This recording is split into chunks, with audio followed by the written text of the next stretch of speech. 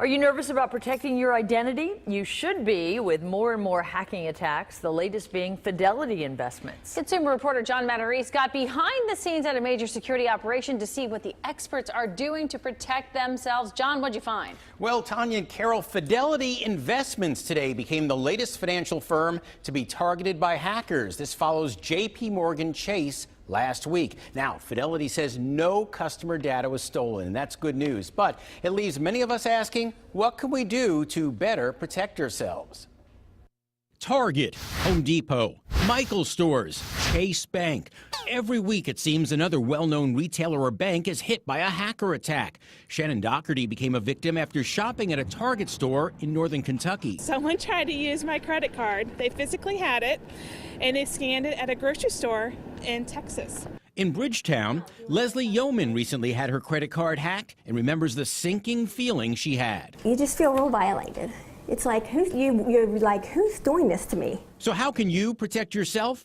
We went to an internet security expert, Brian Minnick. He's vice president for security at Cincinnati Bell Technology Solutions and allowed us into their downtown threat center. He says the attacks are getting more sophisticated. I think what you're seeing is a progression of technology.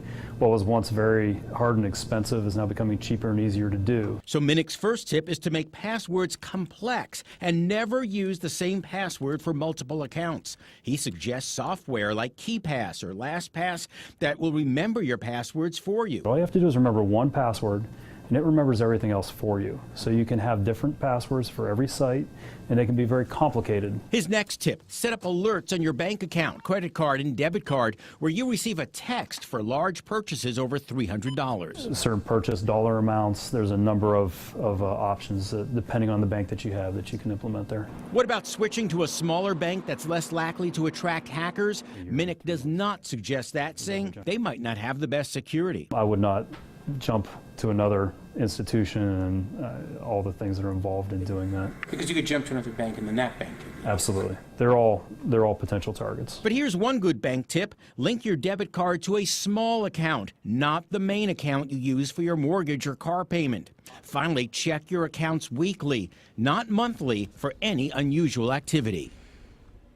Now, you can pay a company to monitor your credit report, but Consumer Reports magazine says checking your statements and your credit report annually should be enough. Now, I have a lot more information on WCPO.com about how to protect yourself so you don't waste your money. And a lot of our stories start with ideas from you. If you have a story idea, email us. We want to hear from you. 9 on your side at WCPO.com. All right, thank you, John. So many things.